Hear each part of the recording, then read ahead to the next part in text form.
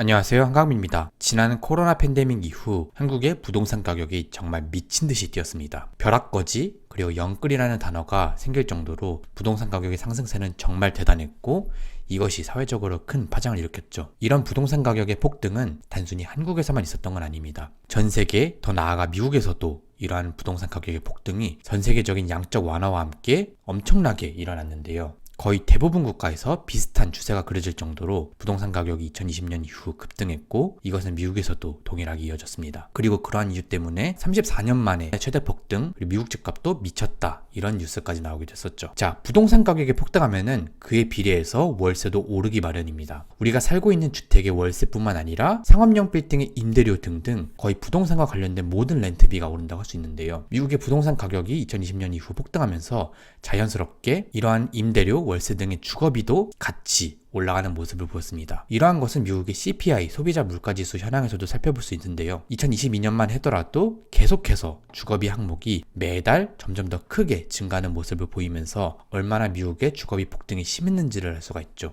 그리고 이러한 것은 미국의 높은 CPI 소비자 물가지수에도 큰 역할을 하였습니다. 하지만 2022년부터 시작된 연준의 금리 인상과 양적 기축이 시장의 유동성을 서서히 빨아들이게 되면서 미국 증시가 거대한 하락장을 걷기 시작했습니다. 그리고 2022년 8월부터 미국의 부동산 가격도 서서히 꺾이기 시작했죠. 보통 부동산 시장의 흐름은 주식시장보다 후행한다고 알려져 있는데요. 주식시장이 먼저 2020년 초부터 박살났고 그 이후에 부동산 시장도 동일한 흐름을 걷는 것을 우리가 확인할 수가 있습니다. 미국의 부동산 시장이 점점 더 나빠지고 있다는 것은 다양한 주택 지표들을 통해서도 알 수 있습니다. 우선 연준이 엄청난 속도로 미국의 기준금리를 올렸죠. 그와 함께 미국의 모기지금리, 다른 말로는 주택담보대출 금리가 점점 더 급등하게 되었고 한때 이것이 7%를 넘어서면서 지난 10년 동안 볼 수 없었던 수준까지 단기간에 급속도로 높아지게 되었습니다. 그리고 지금은 조금 낮아지긴 했으나 여전히 6% 이상의 높은 모기지 금리를 형성하고 있죠. 이렇게 대출 금리, 즉 대출 이자가 평소보다 훨씬 더 높아지게 된다면은 그만큼 주택을 사는 사람들의 부담은 예전보다 훨씬 더 커지게 됩니다. 그리고 이러한 것은 부동산에 대한 수요 약화, 그리고 부동산 가격의 하락으로 연결이 되겠죠. 아니나 다를까 미국의 잠정 주택 판매 지수, 즉 부동산 판매와 관련된 거래량을 나타내는 이 지수가 2022년 들어서부터 서서히 깎이기 시작합니다. 미친 가격과 높은 금리의 콜라보로 인해서 부동산에 대한 수요가 점점 더 감소하고 있고 이것이 주택 판매 감소로도 연결이 되는 것이죠. 그리고 이러한 거래량 감소, 즉 판매량 감소는 수요에 비해 점점 더 공급이 많아지는 효과를 만들면서 미국의 부동산 가격 하락으로도 연결이 되는 상황입니다. 이렇게 미국의 부동산 시장이 점점 더 악화되고 사람들의 수요가 감소하게 되면은 새롭게 주택이라 상업용 빌딩을 만들려는 사람들의 수도 감소하게 되겠죠. 자연스레 미국의 신규 주택 착공 건수도 감소하는 분위기입니다. 이 또한 2022년 초부터 서서히 꺾이는 것을 볼 수가 있죠. 그만큼 미국의 부동산 시장은 2022년부터 침체되기 시작해서 그 침체되는 폭이 시간이 갈수록 점점 더 심화되고 있다고 할 수가 있겠습니다. 자, 이런 것을 보다 보면은 몇몇 투자자분들께서는 이런 생각을 느끼실 것입니다. 미국 부동산 시장의 하락에 베팅하면은 얼마나 달달할까라는 생각을 많이 했죠. 앞으로도 미국의 부동산 가격이 상승하기는커녕 더욱더 하락할 것으로 보이는 만큼 부동산에 직접적으로 숏을 치고 싶은 사람들도 많을 것입니다. 자, 모든 상품이 존재하는 미국 시장, 정말 신기하게도 미국 시장에는 부동산 가격의 하락에 베팅하는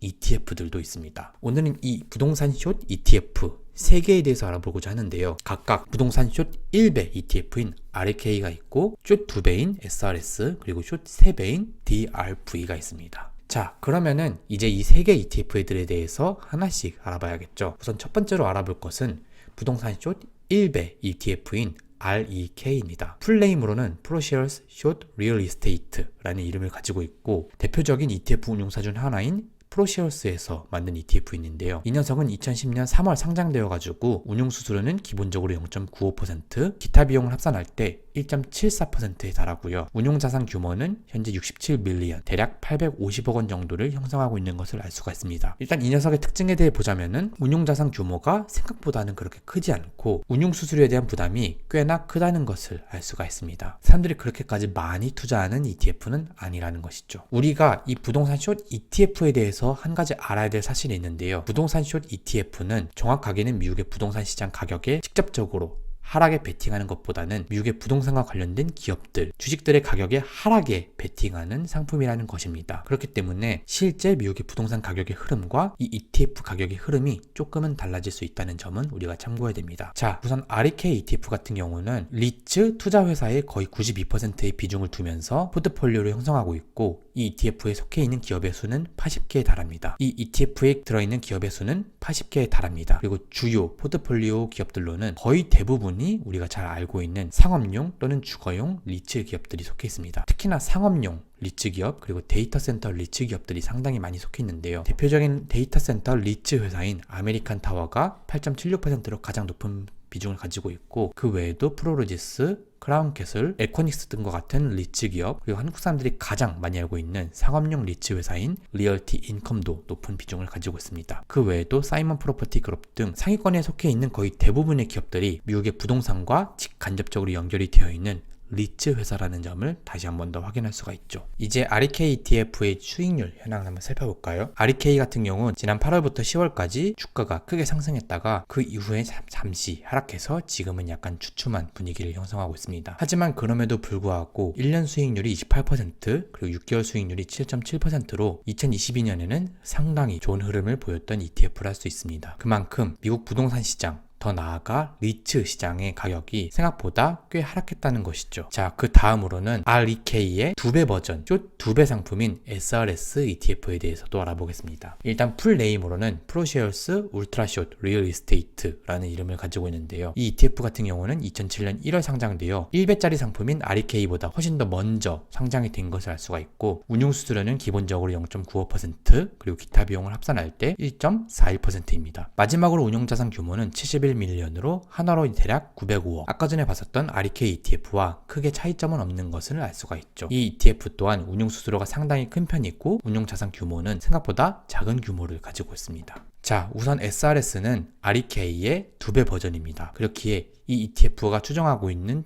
주가 지수나 이 안에 들어있는 포트폴리오는 완전히 동일하다고 할 수 있습니다. 딱 주가만 2배로 움직이는 것이죠. 그렇기 때문에 REK보다 좀 더 높은 주가 변동성을 가지고 있습니다. 이 때문에 1년 수익률은 53.5%로 상당히 큰 편이고, 6개월 수익률은 11%로 REK보다 좀 더 큰 편입니다. 하지만 2배로 움직인다는 특성 때문에 상승장에서의 상승률이 상당히 크겠지만, 반대로 하락장에서의 하락률은 그만큼 2배로 더 클 것이라는 것을 알 수가 있습니다. 자, 이제 마지막으로 미국의 부동산 시장에 3배로 숏을 칠 수 있는 DRV ETF에 대해서도 알아보겠습니다. 이것은 앞서 봤던 2개 ETF와 달리 다이렉션이라는 브랜드에서 만들어낸 3배짜리 ETF인데요. DRN이라는 3배 롱 부동산 ETF가 있고, DRV라는 3배 숏 부동산 ETF가 있습니다. 우리가 알아볼 ETF는 오늘 같은 경우는 DRV니까 이 녀석에 대해서 좀 더 알아보자면은 2009년 7월에 상장되어 가지고 약 13년 정도의 역사를 가지고 있는 ETF를 할 수 있고, 운용 수수료는 현재 0.99%입니다. 가장 주목할 만한 부분은 바로 운용 자산 규모가 제일 크다는 점인데요. 196밀리언, 현재 기준으로 약 2,490억 원 정도의 규모를 가지고 있습니다. 1배, 2배짜리 상품도 아니고 3배짜리 상품이 가장 큰 규모를 가지고 있다는 점에서 우린 미국의 부동산 시장에 숏하는 투자자들이 무엇보다도 3배 상품에 가장 많이 투자한다는 사실을 알 수가 있죠. 자, 이러한 DRV ETF는 운용사 자체가 다른 만큼 앞서 알아봤던 2개의 ETF와 포트폴리오 현황이 조금은 다릅니다. 일단 종목들마다의 비중은 차이가 있지만 역시나 리츠 기업 위주의 포트폴리오를 형성하고 있고, 가장 높은 비중을 차지하고 있는 회사는 아메리칸 타워로 동일합니다. 그 외에 프로로지스, 크라운캐슬,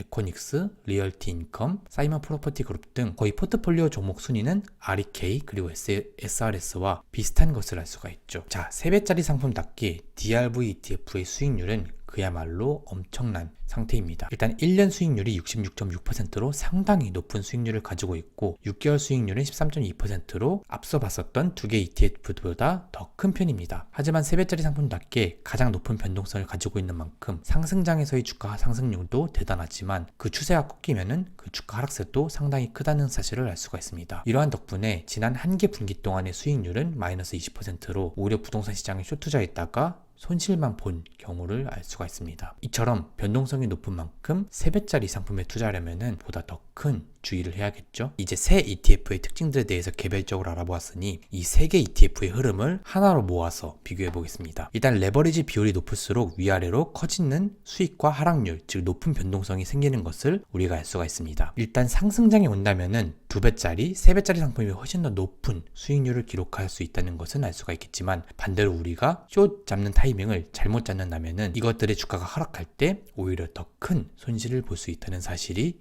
이 그래프에서 제대로 드러납니다. 그런 만큼 2배, 3배짜리 ETF에 대한 투자는 투자하기 전에 진지한 고민이 필요해 보이며 그만큼 매수 타이밍을 제대로 잡는 것이 중요하다고 할 수가 있습니다. 자, 이제 마지막으로 REK, SRS, 그리고 DRV ETF에 투자할 때 우리가 꼭 유의해야 될 부분들에 대해서 다시 한 번 더 요약 정리를 해보도록 하겠습니다. 일단 이 ETF들 같은 경우는 미국의 부동산이 직접적으로 투자하기보다는 미국의 부동산과 관련된 리츠 기업들의 주가 하락에 베팅하는 ETF인 만큼 미국 부동산 가격 지수를 그대로 따라가지는 않는다는 특징이 있습니다. 미국의 부동산 가격 추세는 하락세에 있을지 몰라도 단기적으로는 주가가 상승하거나 하락하는 등 좀 변동성이 높은 모습을 보일 수 있다는 것이죠. 그리고 두 번째로는 레버리지 상품의 위험성만, 즉 높은 리스크를 가지고 있다는 특징을 우리가 알아야 되고, 마지막으로는 상당히 높은 운용 수수료와 함께 적은 운용 자산 규모로 인해서 큰 돈을 투자하기에는 무언가 무리가 있다는 점을 다시 한 번 더 체크해 두어야 합니다. 자, 이렇게 해서 오늘의 주제인 미국의 부동산 가격에 숏 베팅을 할 수 있는 ETF들에 대해서 알아보았습니다. 각각 부동산 숏 1배인 REK, 부동산 숏 2배인 SRS, 그리고 부동산 숏 3배인 DRV ETF였는데요. 이들의 특징에 대해서는 이렇게 요약을 해두었으니 여러분들께서 많이 참고하시고, 만약에 미국 부동산에 숏 베팅을 하고자 하는 의향이 있다면 이를 바탕으로 올바른 투자를 하실 수 있었으면 좋겠습니다. 네, 이상으로 한강뷰였고요. 제 영상이 마음에 드셨다면 좋아요와 구독 많이 부탁드립니다. 감사합니다.